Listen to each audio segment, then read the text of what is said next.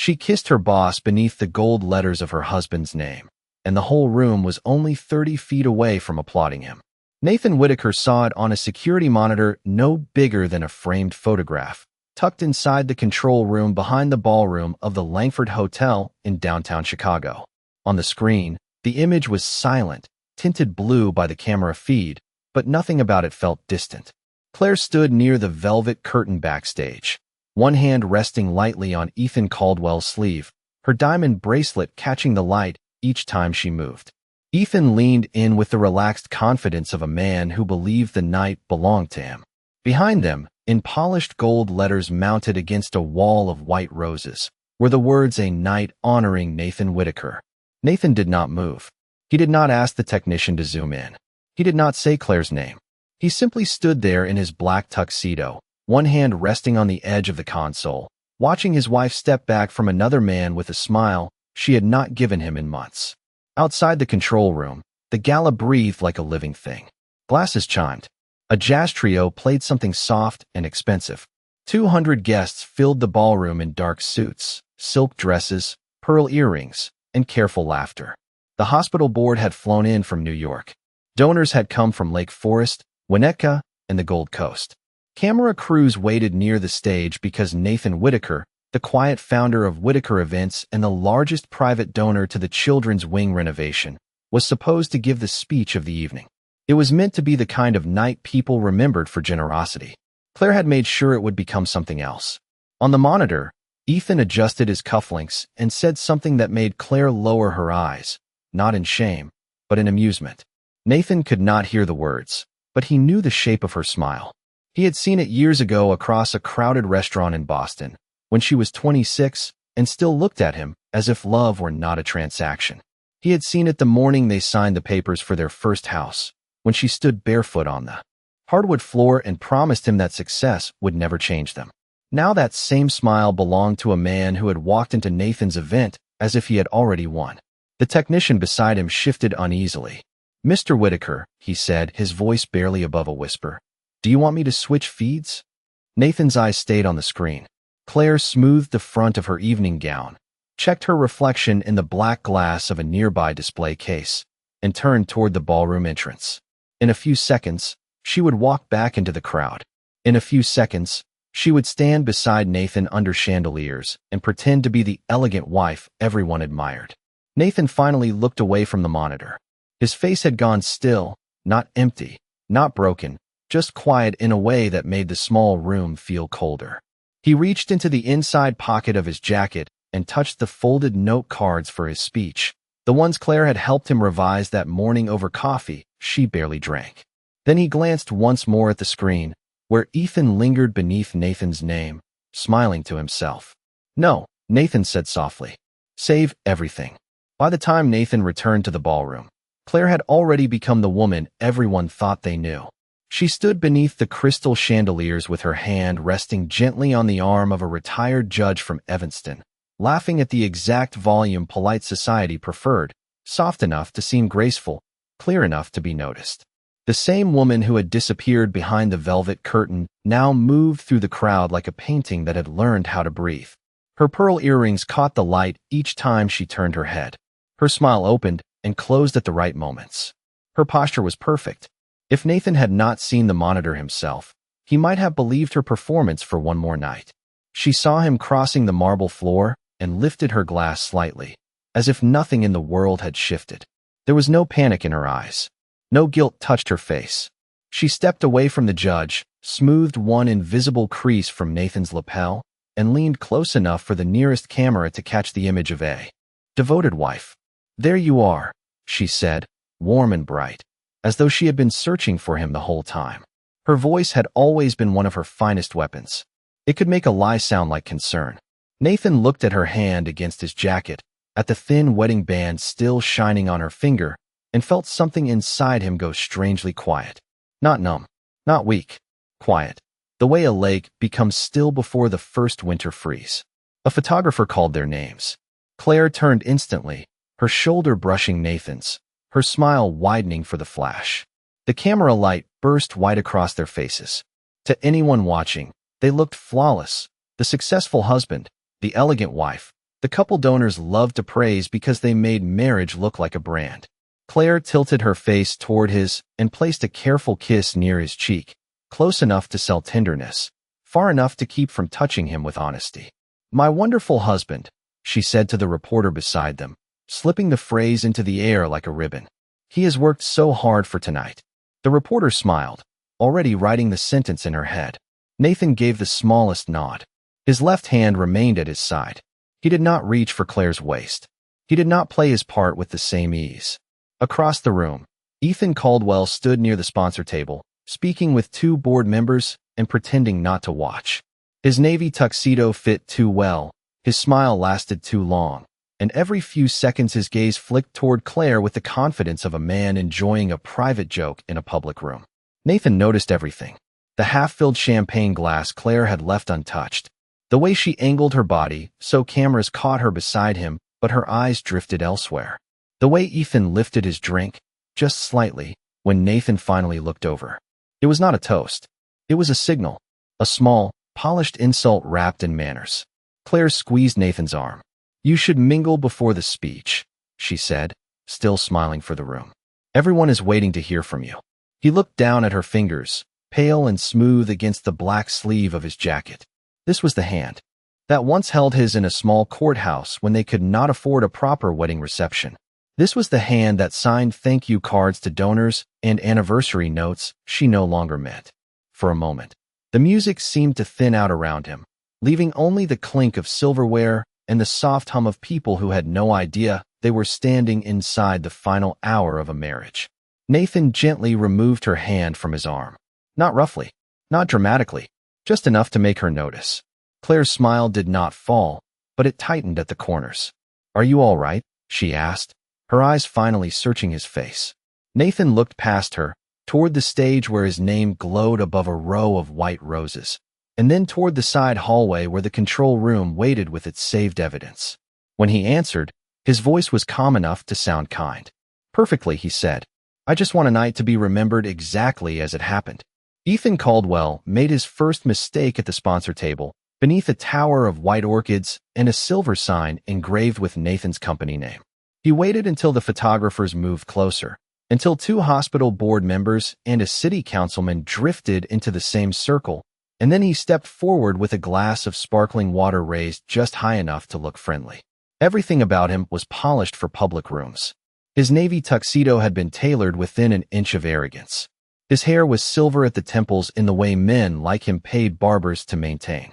He smiled as if every conversation were a negotiation he had already won. "Nathan," Ethan said, extending his hand. "You put on a beautiful evening. I can see why people trust you with their most important moments." The words were clean. The tone was not. Nathan accepted the handshake and felt Ethan squeeze a little too firmly, the kind of gesture men used when they could not say what they wanted to say in front of witnesses. Claire stood half a step behind Nathan, close enough to seem loyal, far enough to belong to neither side. Her eyes moved from Ethan to Nathan, then down to the glass in her hand. She did not speak. That silence landed harder than any insult. A woman from the hospital board smiled politely and said the ballroom looked magnificent, and Nathan thanked her with the grace expected of him. He had built his life around rooms like this, around lighting that softened old money and flowers that made donors feel generous, around seating charts that prevented enemies from sharing a table. He knew how to read a crowd by the way shoulders turned. He knew when laughter was real and when it was placed carefully over discomfort. Tonight, he could feel the mood bending, just slightly, toward curiosity. Ethan noticed it too. That was why he kept going. "Of course," Ethan said, glancing at Claire with a smile meant to look harmless. "Men like us spend so much time building things that sometimes we forget the people standing beside us." A few guests gave small, uncertain laughs. Not because it was funny, but because wealth had trained them to fill awkward spaces with sound. Nathan watched Claire. 1 second passed, then another. She could have touched his arm. She could have corrected Ethan. She could have given the room one sentence that reminded everyone whose wife she was and whose night this had been meant to honor. Instead, she lifted her glass and studied the bubbles rising through it as if they contained the safest answer. Nathan felt the old ache move through him, not sharp anymore, but familiar. There were betrayals that arrived like storms, loud enough to shake the windows. Then there were betrayals like this, quiet and well-dressed, standing 3 feet away while strangers smiled. If you have ever seen someone reveal their true heart through silence, remember this moment. Nathan did not defend himself. He did not return the insult.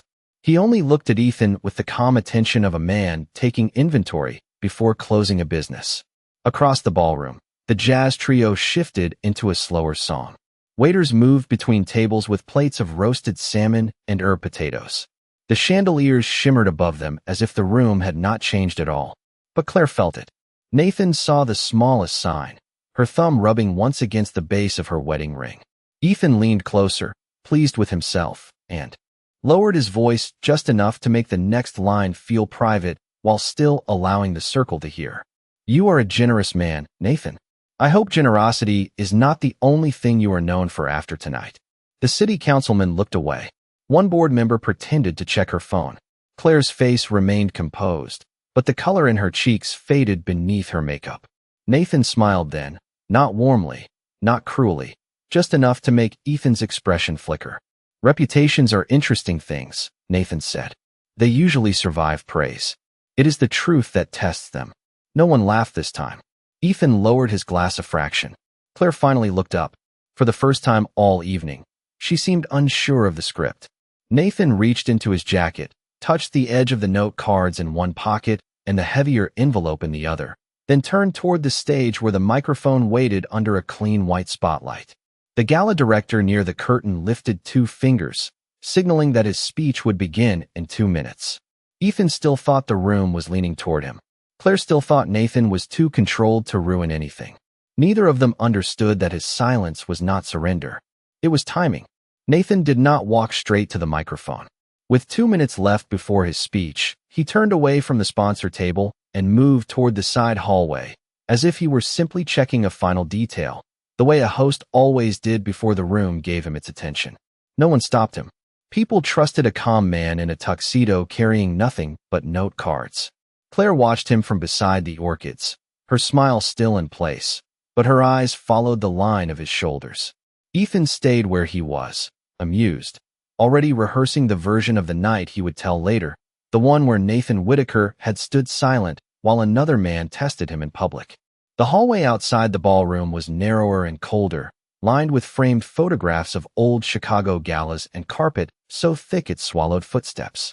The music faded behind Nathan until the jazz became only a pulse through the wall.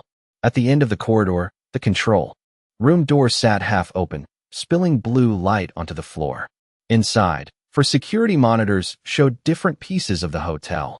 The valet loop beneath the awning, the lobby elevators, the service corridor where waiters moved in black vests, and the backstage curtain where Claire and Ethan had forgotten that every polished room had unseen corners. The technician, a thin man named Luis, stood quickly when Nathan entered again. Beside him was Marcy Bell, the gala director, holding a clipboard against her chest as if paper could protect her from what she had accidentally witnessed. Your speech is in less than 2 minutes, Marcy said carefully. Do you need anything changed? Nathan looked at the monitor. The backstage feed now showed only white roses and empty carpet, innocent again. That was the strange cruelty of rooms. They could hold a betrayal 1 minute and look untouched the next. The recording, Nathan said. Where is it stored? Louise swallowed. The hotel keeps a local copy for 48 hours. I can export it to a drive. There is also audio from the backstage microphone because of the broadcast setup. Marcy closed her eyes for a second, not from shock anymore, but from the weight of understanding. Nathan did not ask what the audio captured. He could imagine enough. Claire's soft laugh, Ethan's certainty, perhaps his own name spoken like an obstacle. Export it, Nathan said. Luis nodded and reached for a blank drive from a drawer under the console. His fingers moved quickly over the keyboard. A small progress bar appeared on the screen, filling inch by inch. Nathan watched it with the same patience he used when waiting for contracts to be reviewed, flowers to arrive, nervous brides to breathe, donors to decide whether generosity made them look powerful enough. He had built a career by understanding that timing was not luck. Timing was discipline. Behind him, Marcy lowered her voice. Nathan, I am sorry. He turned slightly. You did not do this. She looked toward the door, toward the ballroom where Claire was likely adjusting her face for another camera. Do you want me to delay the program? The old Nathan might have said yes. He might have. Needed a minute to gather himself, to press a hand to the wall, to wonder what part of him had failed to keep his marriage alive. But that man had spent too many nights believing late meetings were only late meetings, too many mornings noticing Claire turn her phone face down beside her coffee, too many Sundays watching her leave the room to take calls she said were about work. Tonight was not the discovery. It was the confirmation. In the inner pocket of his jacket, the envelope waited, heavy with documents prepared long before the chandeliers were lit. Nathan touched it once, feeling the clean edge of paper through the fabric. Then the export finished with a small sound from the computer. Luis removed the drive and placed it in Nathan's palm. It was tiny, black, almost weightless. Funny, Nathan thought, how little space the truth needed once it finally stopped hiding. From the ballroom came the soft swell of applause as someone announced that the evening's honoree would take the stage. Marcy looked at him, unsure whether to open the door or shield him from it. Nathan slipped the drive into his pocket beside the envelope and straightened his cuffs.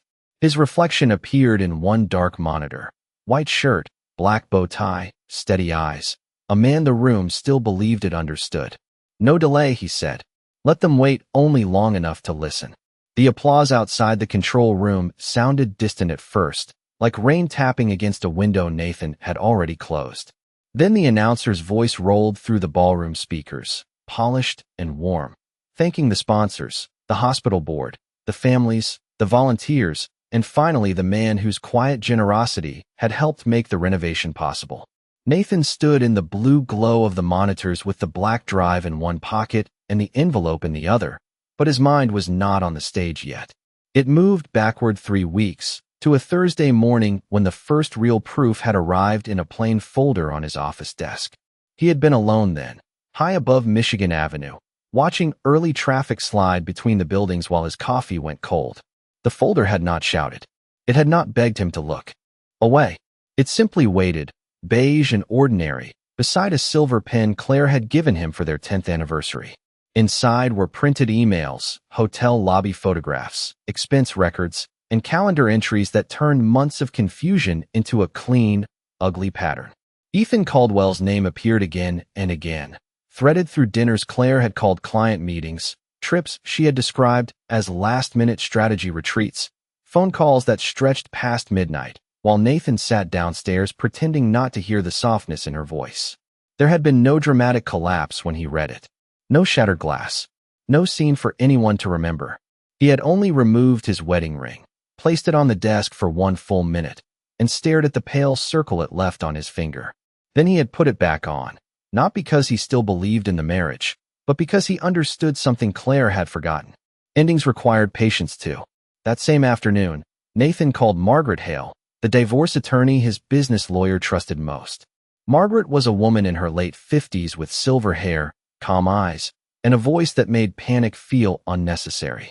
She met him in a private conference room with frosted glass walls and a view of the Chicago River, listened without interrupting, and took notes with the care of someone documenting weather before a storm. You do not need to punish her, Margaret had said when he finished. You need to protect yourself. Nathan remembered nodding, because that was the first sentence that had not treated his pain like entertainment. Over the next 10 days, the papers were prepared quietly. The shared accounts were reviewed. The house in Lincoln Park was valued. The charitable foundation was separated from anything Claire could touch. Every signature line waited in the right place. Every document had been checked twice. By the night of the gala, the envelope in Nathan's jacket was not an impulse. It was the result of restraint. Claire had mistaken his calm for ignorance because she needed him to be smaller than the truth.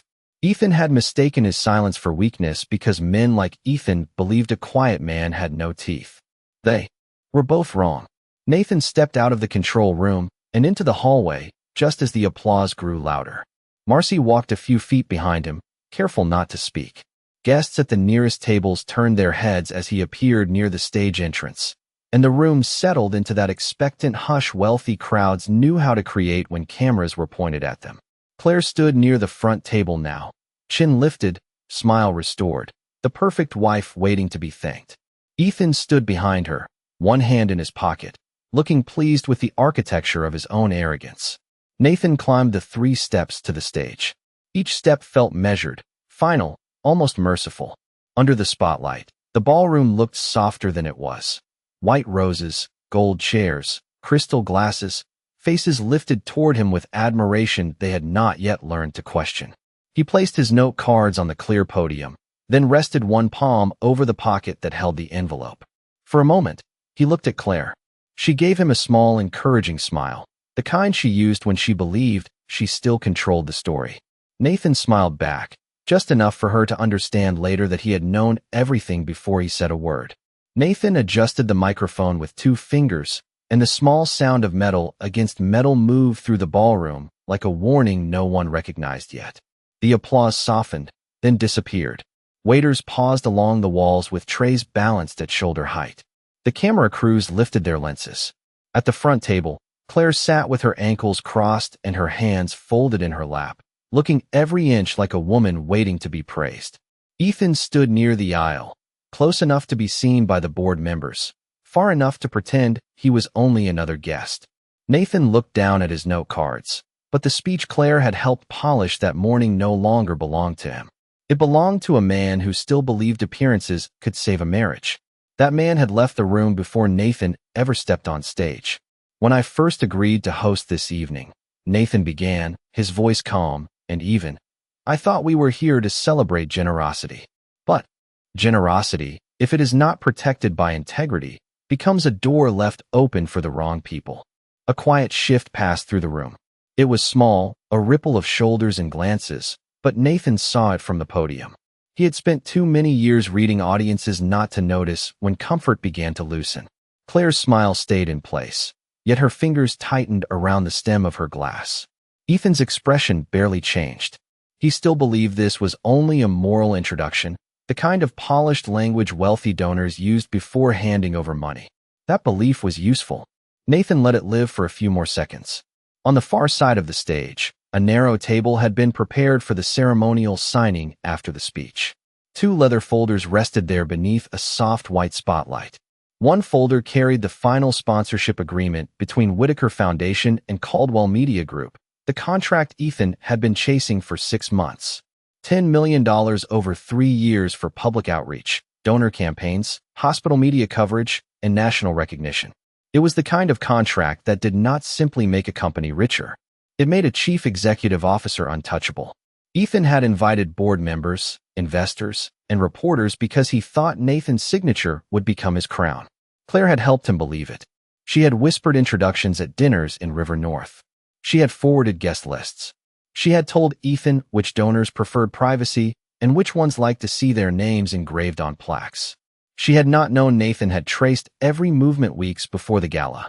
She had not known the foundation's ethics clause gave him full authority to withdraw before execution if leadership conduct threatened donor trust.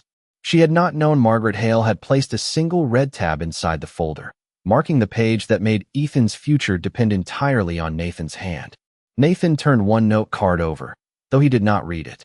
Tonight was supposed to include a partnership announcement, he continued. Many of you were invited to witness it. Many of you were told it represented progress, visibility, and trust. Ethan finally straightened. The first crack in his confidence was almost invisible, but Claire saw it. Her eyes moved toward the signing table, then back to Nathan. The color in her face changed by one shade, just enough to reveal that she was beginning to count the same facts Nathan had already finished counting. But trust is not a decoration for a stage, Nathan said. It is not something we print on programs or repeat for cameras. Trust is what remains when no one is watching, and what is revealed when people believe they are unseen. The ballroom became so quiet that the faint hum of the projector above the balcony could be heard. Nathan reached beneath the podium and lifted the leather folder meant for the signing. He did not open it. He only placed it flat before him, his palm resting on the cover as if settling a matter already decided. Ethan took one step forward, then stopped when 2 board members turned to look at him. Claire's lips parted, but no words came. She had worn confidence beautifully all evening, but fear did not fit her as well. Nathan looked across the room, not at Claire, not at Ethan, but at the donors who had trusted his name. For that reason, he said, each word clear enough to reach the last table. The Whitaker Foundation will not move forward with the Caldwell Media Group agreement tonight. A soft gasp lifted from somewhere near the front. Ethan's face went still. Claire lowered her glass to the table without drinking. Nathan closed the folder and stepped back from the podium, leaving the unsigned contract under the spotlight like a body of paper that had simply stopped breathing. For 3 full seconds, no one in the ballroom seemed to understand what Nathan had done.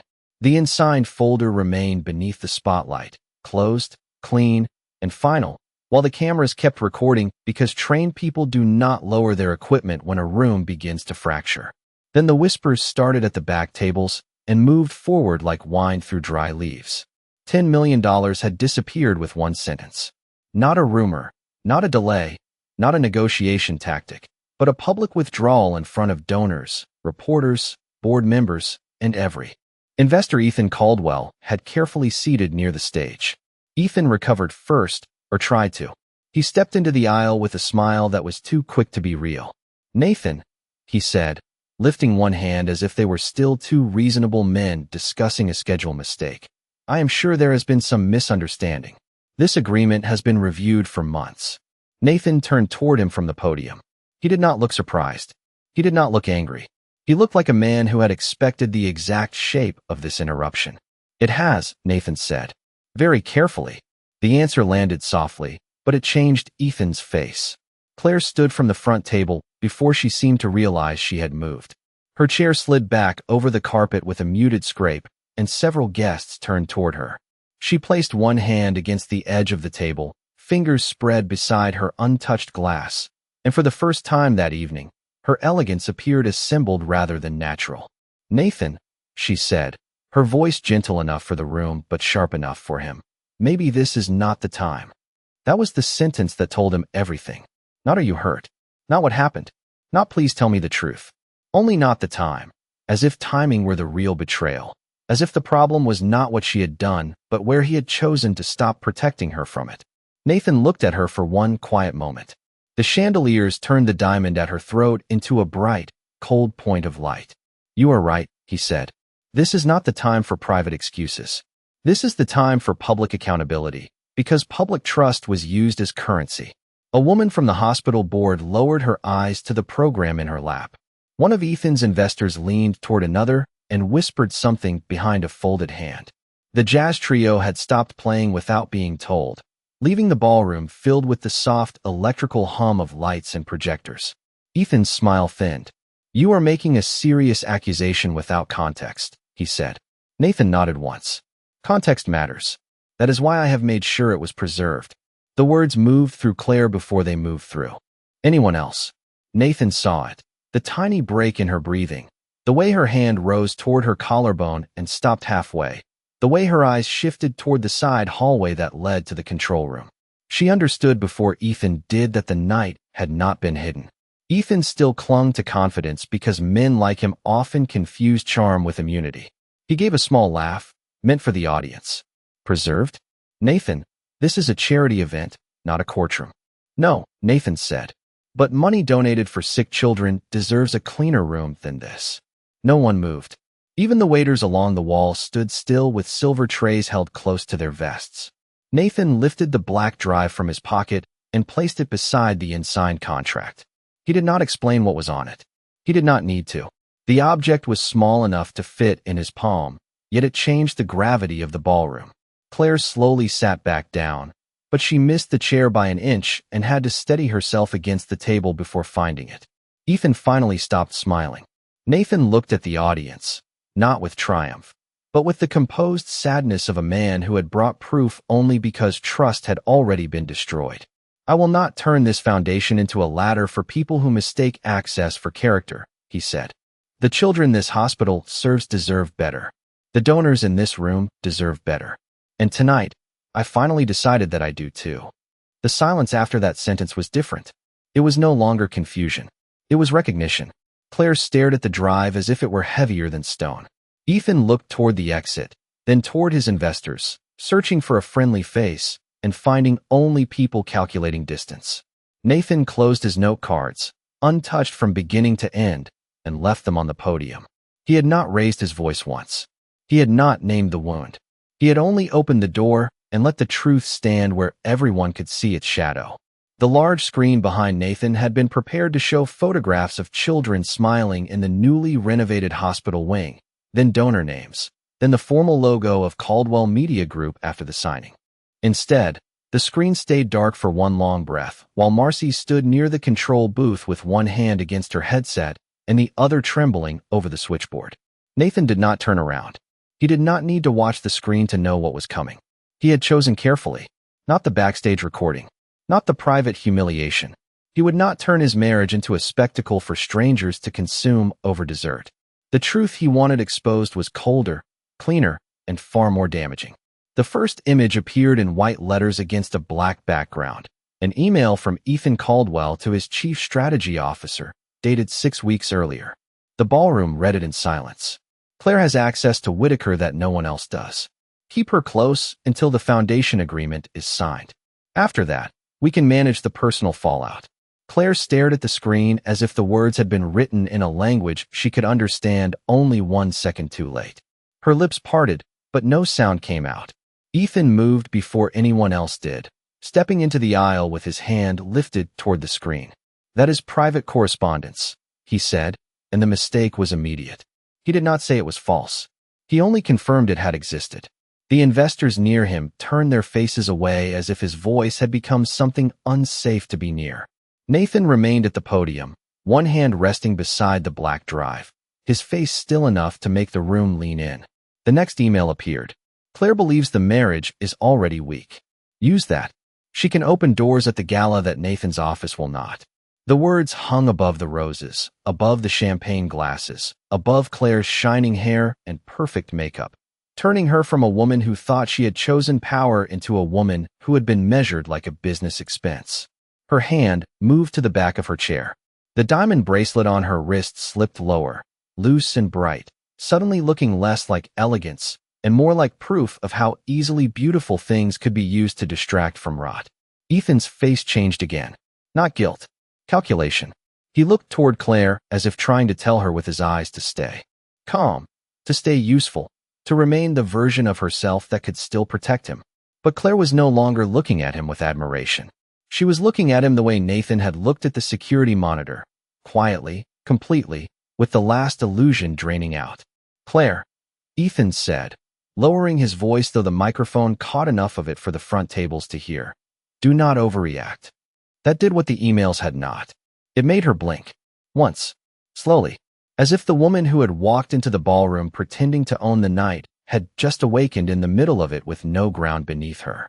Nathan watched her, and for a moment, sadness passed through him without stopping. He had loved her once.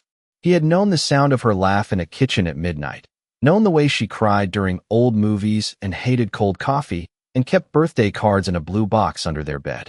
But love could not rescue someone from choices they kept making while calling them accidents. The third image appeared, a message shorter than the others. "Once Whitaker signs, the wife becomes a liability. We cut clean." A small sound escaped Claire then, not dramatic enough for the back of the room. But Nathan heard it because he had spent 12 years learning the quietest changes in her breathing. Ethan reached for his phone, then stopped when one of his own board members stepped into the aisle and said his name in a voice stripped of warmth. Reporters at the side tables began typing. A hospital trustee whispered to Marcy to remove Caldwell branding from the program displays. The screen behind Nathan went dark again, leaving the ballroom lit only by chandeliers and consequence. Claire lowered herself into the chair as if her body had become too heavy for the image she had spent the evening carrying. Nathan finally picked up the unsigned contract, closed it with both hands, and placed it under the podium where cameras could still see the cover. Then he took the heavier envelope from inside his jacket and held it for 1 second without opening it. Claire saw it. She did not know every page inside, but she knew enough. Her eyes lifted to his, and for the first time that night, she did not look like his wife or Ethan's secret or the room's elegant hostess. She looked like a woman standing in the wreckage of a story she had helped write, only now realizing she had not been the author. Nathan did not open the envelope right away. He let the ballroom look at it, let Claire recognize its weight, let Ethan understand that the unsigned contract was not the final document of the night. The silence had changed again. It was no longer the shocked silence of people witnessing a scandal. It was the colder silence of people realizing the person they had underestimated had been the only one prepared. Nathan stepped away from the podium and walked down the 3-stage steps with the envelope in his hand. The cameras followed him, but he did not perform for them. He moved slowly, past the white roses, past the sponsor table, past the guests who had spent the evening admiring a marriage that had already ended behind closed doors. Claire stood when he reached the front table. Her face was pale beneath the ballroom lights, her lips still shaped around words she could not decide how to say. "Nathan," she whispered, and for the first time all night, his name sounded less like a possession and more like a door closing. He placed the envelope on the table in front of her, beside the glass she had never touched. "Margaret Hale will contact your attorney in the morning," he said. His voice was low, not cruel, not tender, simply finished. Claire looked down at the envelope. Her hand hovered over it, then pulled back as if paper could burn. "You knew," she said. Nathan looked at her wedding ring, then at the screen behind him where Ethan's last message had vanished into black. "I knew enough," he said. Across the aisle, Ethan was surrounded by 2 board members and an investor whose smile had disappeared completely. One of them asked for his phone. Another asked who else had received the emails. Ethan kept adjusting his cuffs, as if appearance could rebuild authority, but his hands had lost their certainty. The man who had entered the gala believing he could borrow another man's life now stood in the middle of the room with no contract, no clean explanation, and no one eager to stand beside him. Claire watched him for one brief second, waiting for him to look back with loyalty, apology, anything. Ethan only turned toward the exit, already searching for the safest version of himself. That was the final insult she had earned from him. Not love, not even courage, just abandonment dressed in a tailored tuxedo. Nathan saw the realization settle over her. He did not enjoy it. That surprised him less than it once might have. Revenge had never been the taste of her suffering. It was the first breath after years of carrying a lie that was not his. Marcy approached carefully from the side, asking if he wanted the program to continue. Nathan nodded toward the hospital board chair, who had already risen with grace and steadiness. "The children still deserve their night," he said. Then he turned and walked toward the ballroom doors. Behind him, the gala began to rearrange itself around the wreckage. The Caldwell logos disappeared from the screens. Reporters murmured into phones. Claire remained beside the table, one hand resting near the envelope, staring at the place where Ethan had stood. Nathan crossed the marble lobby alone. Outside, Chicago was cold and bright, the river wind moving between the buildings and lifting the edge of his tuxedo jacket. The valet offered to call his car, but Nathan shook his head and stepped toward the sidewalk. For the first time in 12 years, he did not feel responsible for explaining another person's choices. He loosened his bow tie, looked up at the lights along Michigan Avenue, and kept walking. Behind the hotel glass, his old life flickered like a room he no longer needed to enter. Love had taught him hope. Betrayal had taught him clarity. But freedom, quiet and unshared, tasted sweeter than both. If this story about betrayal, divorce revenge, cheating wife karma, and a husband's silent comeback kept you watching, leave a comment with the word freedom, subscribe for more emotional revenge stories, and share this video with someone who believes the best revenge is walking away with dignity.